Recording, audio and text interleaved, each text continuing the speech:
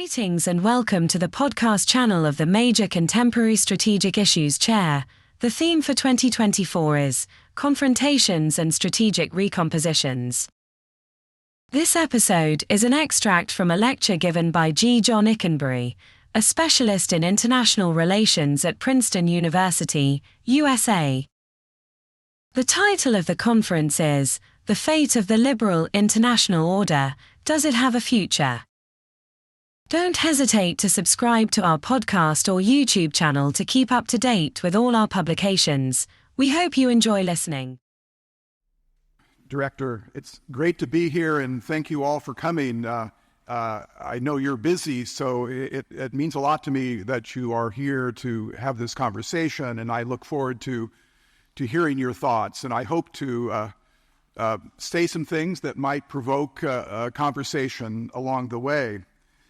I think I'll just start by saying what we probably do agree upon, which is that the global order is in crisis. We can see it around the world. Disorder is going up. We have data to show it. Conflict is rising. We have data to show it. What we in international relations call the problems of anarchy are also reappearing, problems we thought had been put aside. Power shifts, arms racing, territorial disputes, all of these things. The world, in many ways, seems to be at a kind of world historical turning point where the range of possible futures has widened, if you will. If you think of a period of history since the 1990s, you might say that the range of futures were kind of fairly narrow, but now much more range of possibility from order to disorder, including in the United States, where, depending on what happens in November, the U.S. and by extension the international system will presumably move unfortunately, in different directions. And so there are lots of possibilities for shaping the future, and we just don't know what will happen.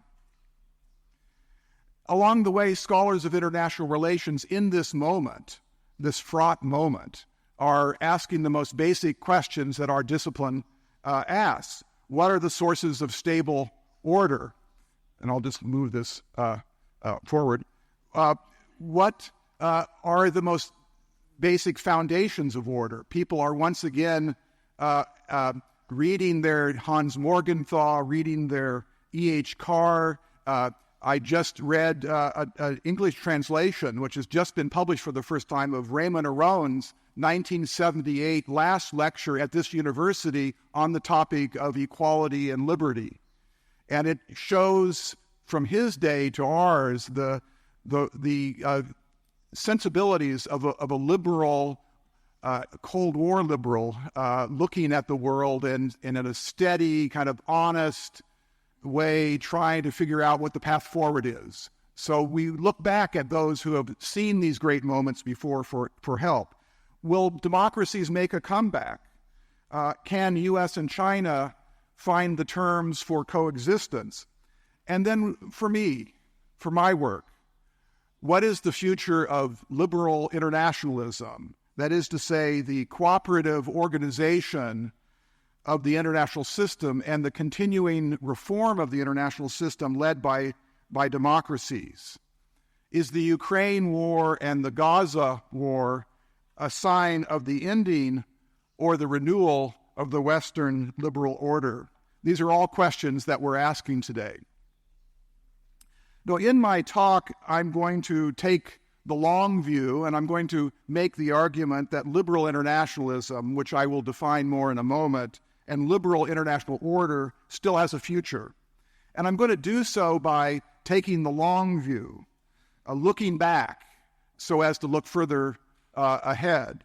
The liberal order, or the liberal international order, did not begin in 1989, nor even in 1945. It is a longer 250-year tradition, a story of liberal democracies struggling to not only secure themselves, but to build order in various ways at different moments along the way. And indeed, it is more a story of struggle than of victory. It's not a march to a better world. It's a continuing struggle.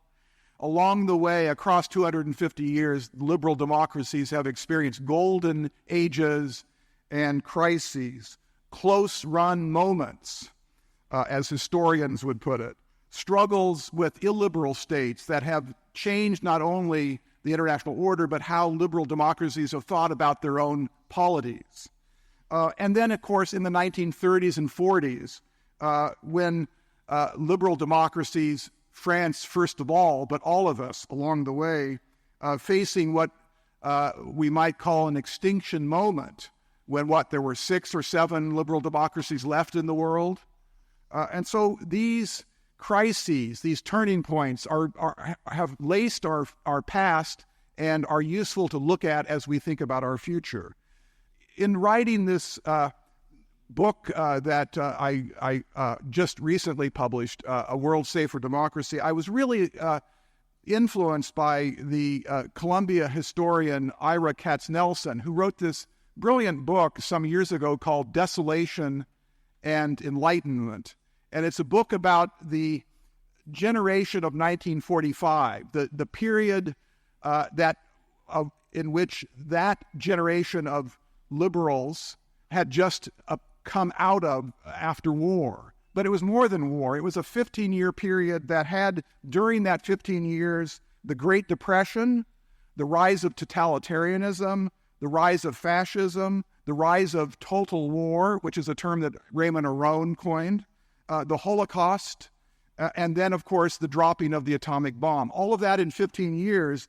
And Katznelson tells the story of how do liberal democracies and how do liberals, as a way of thinking about the world, take themselves out of that crisis and build something new. And indeed, that's what he chronicles in his book, that there was this moment of reinvention, of renewal, of picking yourself up, dusting yourself off, and reimagining what liberal democracy could be and the space in which it inhabits, liberal international order. And that is, in some ways, the story that we are wanting to bring to the current question: does the liberal international order have a future? And I want to make 3 arguments in my time tonight.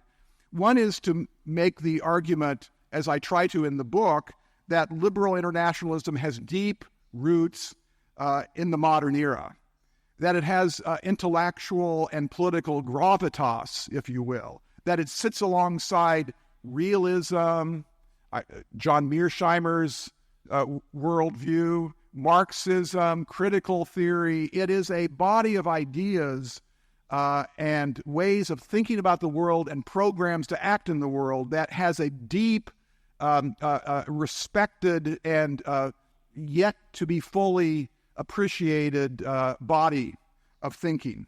Secondly, that liberal internationalism as a project, as a way of trying to build order, has had both failures, often egregious failures, but also accomplishments, and that we need to defend its successes. In some sense, that's what this moment for liberals and liberal internationalists demands, is that we remind people, we put a mirror up to their recent past to say, this is the world we've been in. It could get worse. There's something here we want to recover and protect. And then thirdly, indeed, to say and argue that in the 21st century, the world will want more liberal internationalism, not less, and that if we think of this way of building order in the world, we can see its true nature: pragmatic, reform-oriented, opportunistic, problem-solving. All of those things are features of its tradition. It places multilateralism and collective problem-solving at the heart of the problems of our time, and no other worldview or ideology of world order has that at its center. The world will need more liberal cooperation, not less. It's true that we are at a moment where it's not just a single crisis. There's so many complex moving pieces in this world of fragmentation and upheaval. And I would say there are at least three crises in front of us, each of them unfolding and interacting at the same time. One is the crisis of geopolitics. Some call this the return to great power politics. It's seen in global power transitions, what Paul Kennedy, the historian at Yale, has called the shifting weights and balances of the global system, material capabilities, balance of power, and all of that. The U.S. and its allies are facing a rising China and a kind of opportunistic and rejectionist and aggressive Russia. And all of these challenges are in some sense undermining the Western-led order that we've experienced over these decades. And indeed, China is a particularly challenging power transition because it's a triple power transition. It's a transition from the West to the East, from a capitalist country to a social democratic country, and from one great power to another. So it's a complex shift that is going to take all the resources and talents of diplomats and thinkers to manage if that were the only crisis we had before us, but it isn't. The second crisis is what I call the crisis of modernity, which is a bundle of crises associated with the long-term intensification of economic, security, and environmental interdependence. Welcome to the Anthropocene era. Climate, pandemics, WMD, problems of interdependence that are getting more complicated, and our old playbook of cooperation, of multilateralism, even if it could still be protected to solve yesterday's problems, is going to have to be adapted to a new world of problems. We can't be safe alone. We can only be safe together. That's an insight from liberal internationalism, and that is precisely what emerges from our discussion of the crisis of modernity. And then the crisis of liberal democracy, the weakening of Western-style liberal systems, the unraveling of 80 years of coalitions, growth coalitions between the left and the right, class compromises, centrist politics are all weakening, certainly in my country. Deep worries that are even more profound than that about our Enlightenment values, open societies, rule of law, freedom of thought, civil society. Liberal internationalism is a way of looking at how it's possible or might be possible for open societies to operate in an open world system. And it's just increasingly hard to imagine how you do that without deep compromises and adaptation along the way. But taken together, these crises are all, in many ways, the background for talking about world order and debates about world order and the role of liberal internationalism and of democracies in this struggle. So let me just now pose the question that's been implicit in what I've said up to this point, which is, what is liberal internationalism? And it's really a rich history. It's like Tacitus said about the Roman Empire. It's rich in vicissitudes from his first line. So too, liberal democracy and liberal internationalism, rich in vicissitudes. It emerges with the rise of liberal democracies out of the democratic revolutions of the late 18th century, a family of ideas, of theories, of grand narratives of where we have been, projects for making the world better, classic texts, Montesquieu, Locke, Smith. There is an extraordinary rich set of philosophical texts that are part of this family of tradition. As a strategy of world building, of world order building, we often, as liberal internationalists, go back to, yes, he was from my university, although we've taken his name off our building, Woodrow Wilson. It's very strange for 2 decades to go to work every day and your building is called the Woodrow Wilson School, and then the next day it's not. The Wilson name was taken off for reasons that we can talk about, but his mixed, shall we say, record on race was at the center of it. But nonetheless, he is the one that we look to for his distillation of liberal internationalism, his famous statement, to make the world safe for democracy.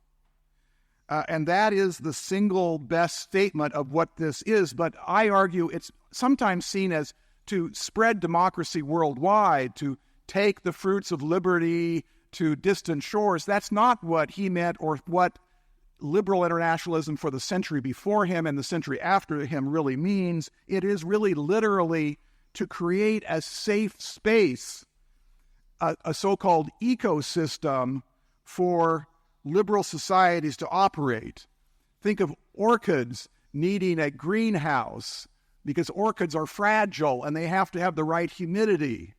So too, liberal republican states are fragile in ways that we've been told about, from the ancients to the moderns, from Polybius to Machiavelli to Montesquieu to on into our time, that these are republican liberal democracies are not necessarily tough for the world, and so creating space for them to live is at the heart of liberal internationalism, a kind of ecosystem, managing mutual vulnerabilities, creating, and this is my argument, creating a framework for managing trade-offs, because in liberal democratic societies, we are built around principles that are in tension with each other.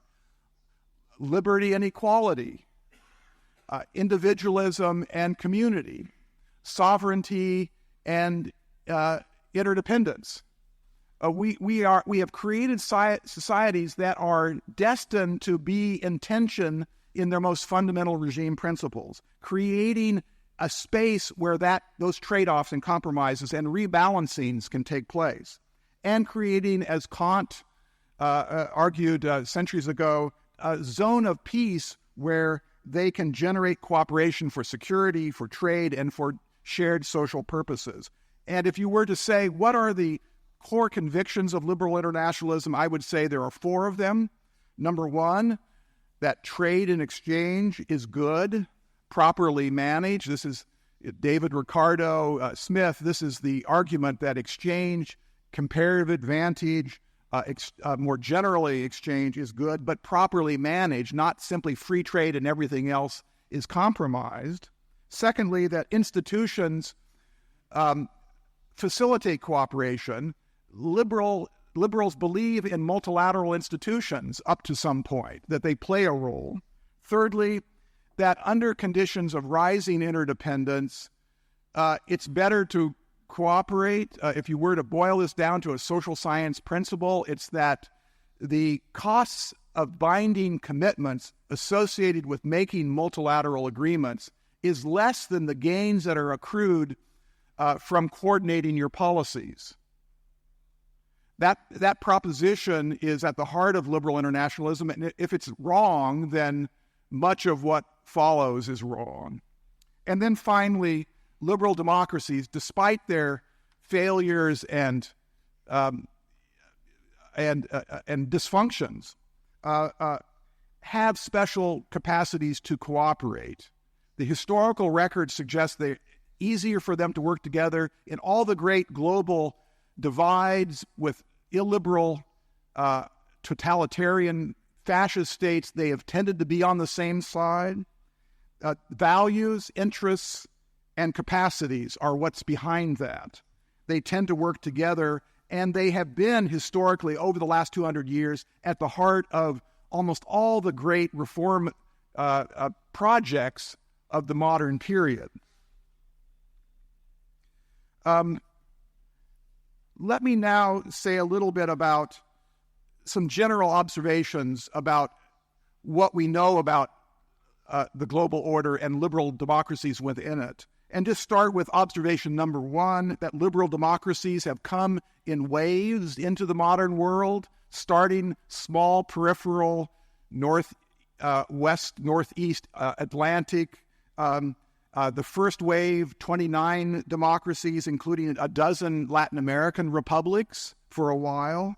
And this first wave, and each of these waves, is interesting because they have come into the world as waves and then had creative international order agendas attached to them. So the first wave with the Republican states in Latin America coming to The Hague, the Second Hague Peace Conference in 1907 under the banner of sovereign equality and launching these early internationalist efforts at arbitration, international courts of justice, and so forth, championing international law of a more modern sort, entangled though it was with empire. The second wave, after 1945, 36 democracies emerged. This is decolonization, it's self-determination. Not all of the post-imperial states went towards democracy. There were national liberation movements going other ways, but it created and enshrined this next wave called the Free World Alliance during the Cold War, which had its own creative institution-building moment. And then thirdly, the third phase after 1989, you see then over 100 democracies in the world, East Asia, Eastern Europe, South Europe, Latin America, yet again coming back, so to speak, post-Soviet space. The result is really a kind of jagged pathway of liberal modernity. And you see these states rising up, and here they are moving from, again, peripheral and weak status, becoming more numerous and more powerful and more at the center of the global system, for better or worse. Observation number 2, democracies don't just emerge from the bottom up. They emerge in ecosystems, to use a term I introduced earlier. They have global circumstances that make them more or less likely to populate the world. And one of my colleagues at Princeton, Carlos Bosch, has this brilliant piece in academic literature journal arguing with numbers, statistical numbers, to suggest that there's a relationship between the rise and spread of democracy and the presence in that system of powerful liberal states who wish these smaller, more weaker, less rich democracies well. It pays to have a liberal hegemon if you want more democracy, if you want the fortunes of democracy to expand. And you see this in the record. Liberal democratic states, in one way or another, protecting and supporting democracies in U.S. and Europe, NATO providing a kind of safe space, so too the EU for transitioning countries on the periphery. In East Asia, where I spent a lot of my time, South Korea, Taiwan, the Philippines in various ways, Thailand, countries that were inside of a security sphere and that were trading with this Western world economy, finding a kind of infrastructure to tie themselves to as they made risky decisions to open up their societies, engage in trade-oriented, external-focused development, and to make these transitions away from military rule. So there is, it helps to have a structure in the world that provides a hospitality, if you will, to states that are in the throes of decisions about how to organize their own polities. Thirdly, after 1945, liberal democracies built, I would argue, the most successful order ever attempted. Much more ambitious than after 1919 with Woodrow Wilson, much more ambitious than the great powers in Vienna after the Napoleonic Wars.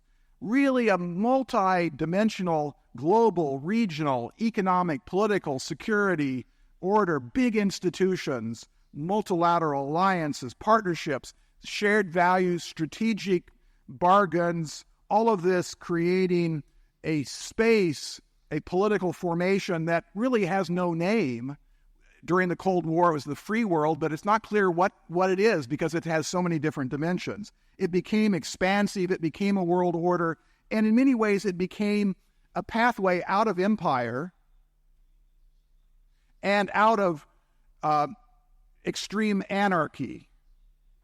Think of this liberal experiment in order building as a third way between empire and hierarchy on the one hand and anarchy in an unregulated way on the other. And it did a lot of work. And so I thought a little bit about this, and it seems to me there are 6 accomplishments to the liberal international order that we should not forget, because in some sense they are just obvious and we don't even think they're accomplishments. One is the world economy after World War II was reopened, opening up the largest, most expansive period of trade, economic growth in world history. We call it now the Golden Era. Secondly, a framework was put in place for reintegrating Germany and Japan. Before 1945, they were the enemy. After 1945, they were our closest friends. Where in world history has that happened before? On a dime, they became partners and integrated into the system. And it's more than that. They were non-nuclear great powers. They each, in their own way, not fully, but in impressive, profound ways, pioneered a role as what we might call civilian great powers. The book on Hiroshima that I did, it was really about Japanese thinking about eschewing nuclear weapons and making a necessity into a virtue. Number 3, Germany and France buried old divisions and launched the European project.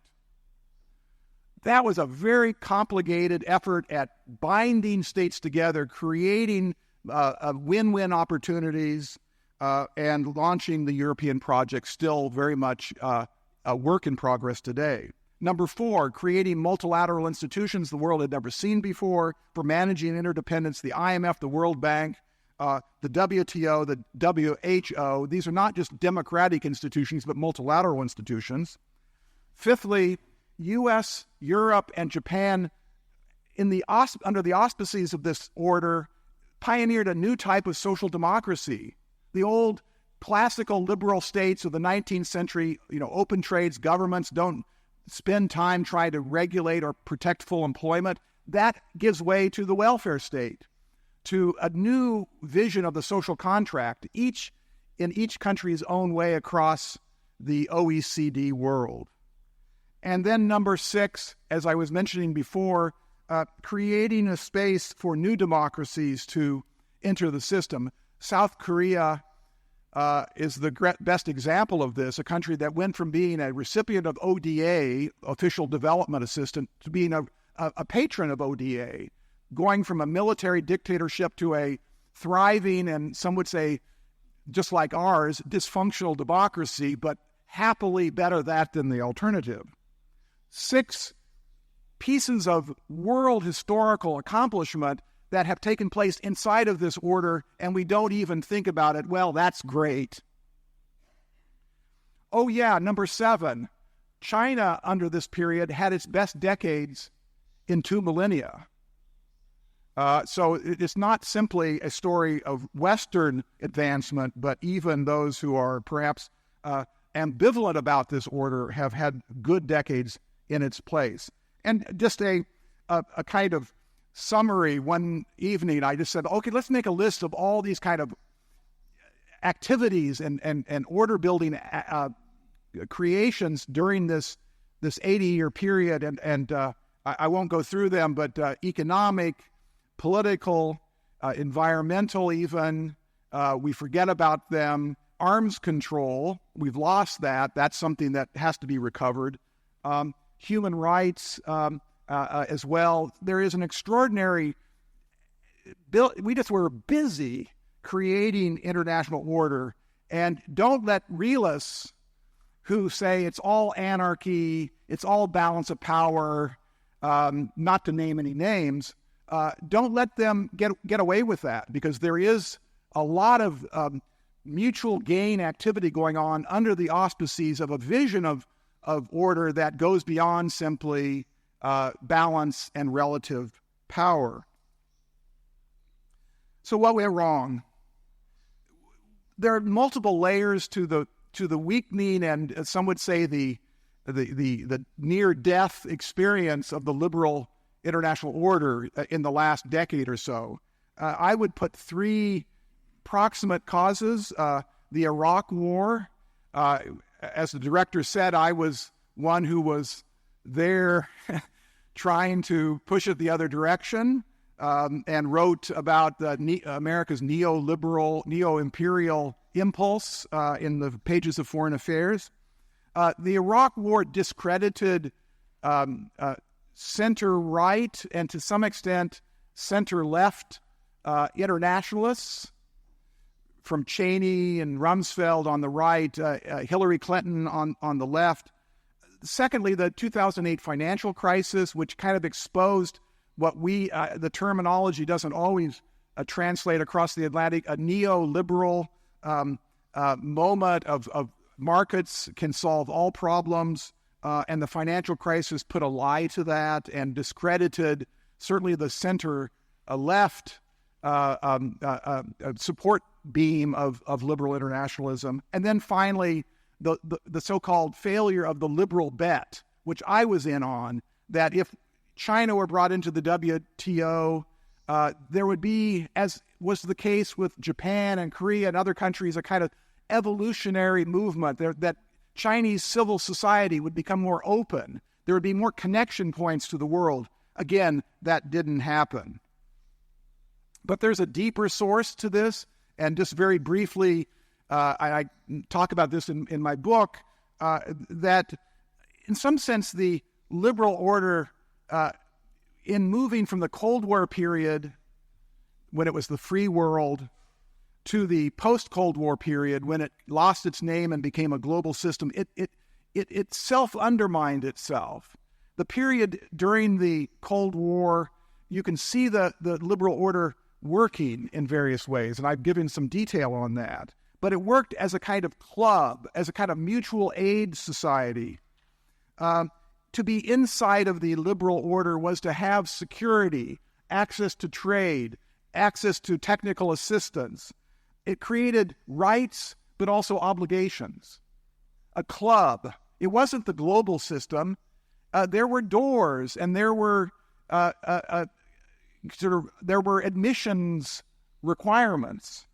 And after the Cold War, all of that exploded. And it was just a moment of celebration. The Berlin Wall came down. Leonard Bernstein and the Berlin Philharmonic play Beethoven's Ode to Joy. It is a moment of celebration. There doesn't look like there is a hostile ideology lurking in the periphery. Everybody's invited in. And the liberal order became more like a shopping mall, where you can just walk into a shopping mall and go to the Apple store or go to some department store and buy something. You don't have to pay an admission ticket. You go in, get what you want, you leave. You're not a member of a club.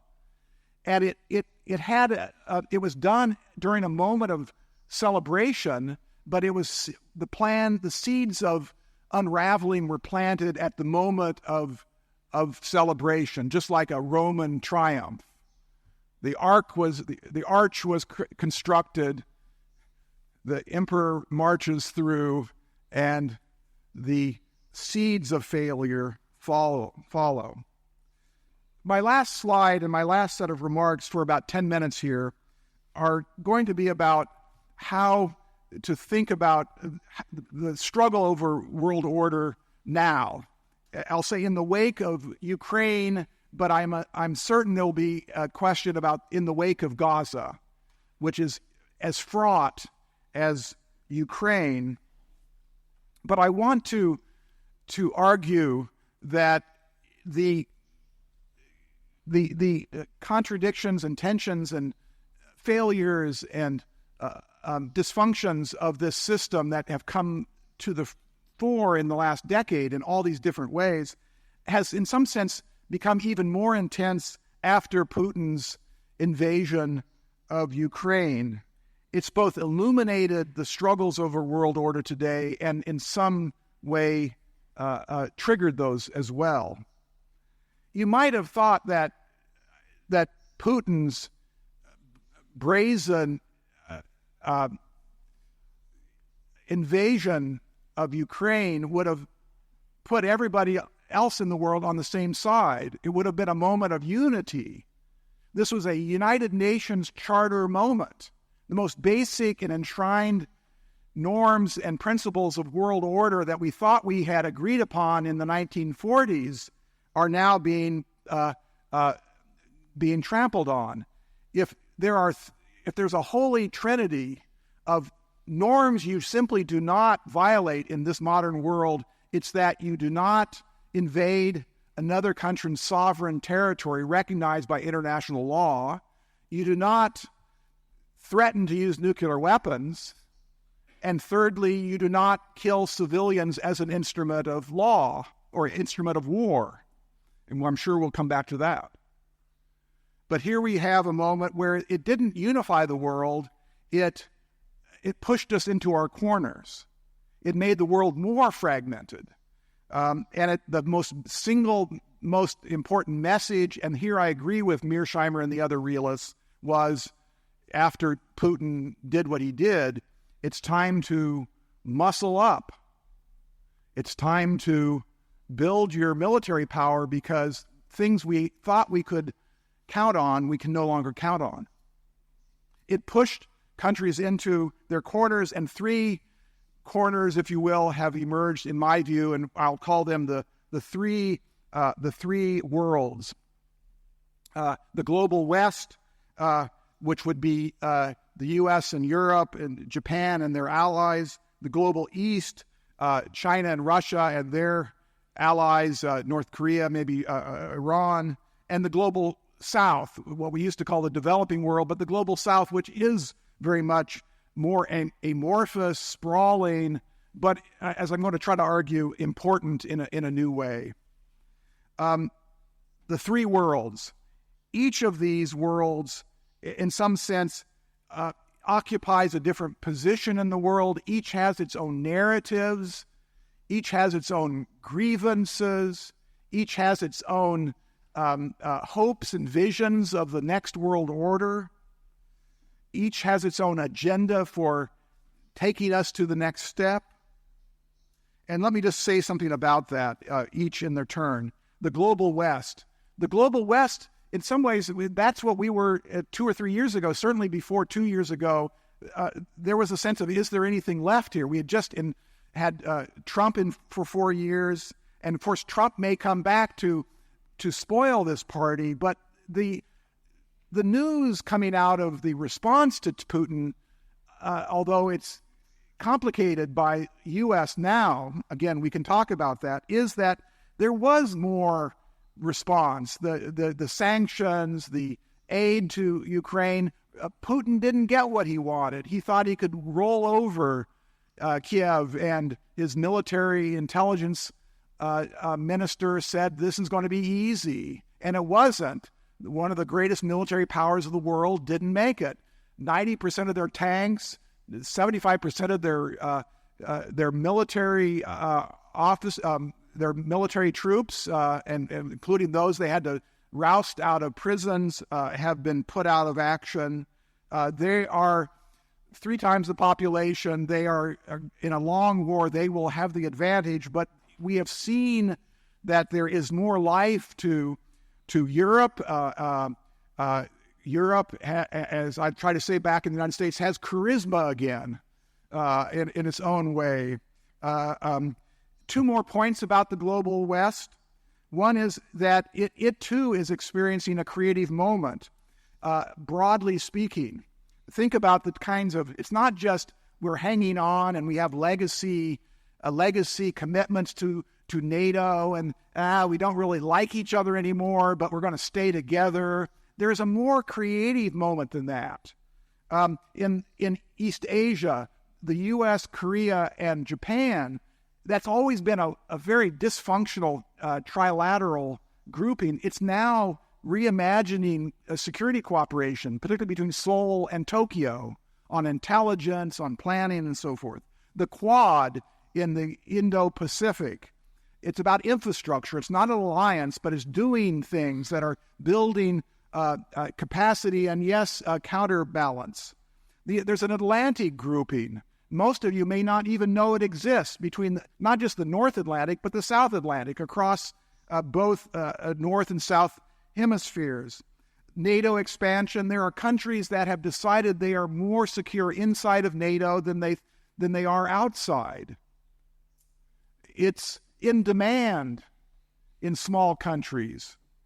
And then the G7, it comes and goes, it's discredited, then it comes back to life. It's not just a zombie organization that it's not put out, zombie is not a Walking Dead. It's not that at all. It's recreated. And Kishida, the Japanese prime minister, used it, met in Hiroshima last June, and got his French, German, Italian, British, Canadian, American heads of state to commit to the Hiroshima Declaration for moving towards a world with fewer nuclear weapons and less commitment or dependence on extended deterrence, extended nuclear deterrence. That's a creative moment. The second thing to say about the global West, it's not a territory. It's not a piece of real estate. It's not just the North Atlantic.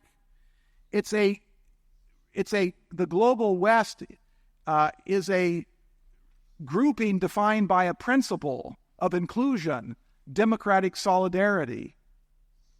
And so this is both good news and bad news. Its good news is that it's very capacious, very expansive. Guess what? There are two societies that want to be part of the global West. Yes, they are precisely the two that you're thinking of, Ukraine and Taiwan. They are both different legal status, but they are in a world where they are encroached upon by illiberal great powers that want to and feel it's their right for history. Listen to Putin's tutorials on medieval Russian history. Their right to absorb these territories. These territories are not territories, they're people, they're societies, and they want to be part at some way or another with this thriving transnational system. And that's why I said good news and bad news. The bad news is we don't have a good set of principles to adjudicate where it's like a fault line, a geopolitical fault line where a sphere of influence, imperial great power like Putin interacts with a part of its periphery that wants to be tied to the West, first and foremost to the EU. What do you tell the Ukrainians? I'm sorry, you just picked the wrong place to live. You can't enjoy what we enjoy here because you're too close to a country that doesn't want you to, feels threatened by that. Again, Taiwan, it's complicated, and no one is suggesting, at least in the official circles, of anything other than the status quo. But there is, once again, a problem that is a problem because not the failure of the liberal international order, but because of its capaciousness. The global East, that's China and Russia. They're not united by a lot. It's certainly wanting to take down the U.S., wanting to take down Western hegemony. Putin is the ultimate spoiler. He's going to make your life tough. You want to live and celebrate an open society. He's not going to let that happen. Dethrone Western liberalism, reach out to the global South. That's China. The global South doesn't really want to join either the global East or the global West. India, Brazil, South Africa, others, Turkey, want to kind of be in both worlds. Most of them, 100 countries in the world, have greater trade connections to China than they do to Western countries. They don't want to give that up, even though they aren't necessarily thrilled by China's drifting towards a more closed society. They don't necessarily like what Putin did in Ukraine, but they see it partly through the lens of Russia and China, which is to say this is partly a result of Western hegemony. It's not just about the United Nations Charter. And that really leads me to my last comments before, Director, that I turn things back to you. 3 points. One is I think this three-world system is pretty durable. No one's going to win. There's not going to be a 1990s moment where everybody looked like they were moving towards liberal democracy. We are going to live in a contested world for as long as many of us live. No side will win. These positions are fairly durable so that they're not, no one's going to switch sides, so to speak, and then collapse the system. Secondly, there is, and you can see I'm always looking for the upside. I'm a boy from the Midwest in the United States, and I grew up and thinking that everything could be made better. So I have this kind of view that there must be a silver lining here. So the competition between West and East creates incentives for both China and the Western countries to reach out to the Global South. The Global South has something to offer. There's not a great power in the Global South in the traditional sense. There are powers and there are coalitions and there are ideas that are out there to be won over. So the competition for wooing the South, bringing them into the West or bringing them into the East, or at least making them more aligned on critical issues. Who has a better pathway to modernity, the West or the East? Who can provide more public goods, the West or the East? So a competition, not necessarily a Cold War, but a competition between East and West can create the equivalent of what the great British economist John Maynard Keynes talked about currencies, the competition for having the most attractive currency. He called it a beauty contest. So the beauty contest for being a better, more forthcoming great power. So that's not always going to be the case, but that creates incentives for being on the side of providing assistance for clean energy, for assistance for developmental aid, for organizing for response to the next pandemic. So there is a kind of dynamic relating to public goods which are in undersupply today. And then finally, for those of us living in the West, in Europe and in North America, there's a incentive, I think, to talk to countries outside of the West in ways that can lead to a greater understanding and perhaps cooperation. Not to lecture to the Global South that we have the ideas about how to run good government, because after all, we were the ones that got it started. The French Revolution, the American Revolution, the British Parliamentary Revolution. We were there. We were the ones who came up with these ideas. That doesn't work. It's really about principles that travel beyond that. And what I would say, creating a vernacular for creating a new kind of internationalism, that where you have to put aside some of your own conceits about your country, and Americans have to do this. Looking for principles, transparency, reciprocity, best practices. So those are the kinds of steps. So to bring all of this to an end, most of what I've said today I think is fairly straightforward and self-evident. A lot of what I wanted to do is put a mirror up to us to see the world that has been out there. And I'll just end by this little anecdote. It's part of a story that's supposed to be a humorous story, but it's also a bit of a parable.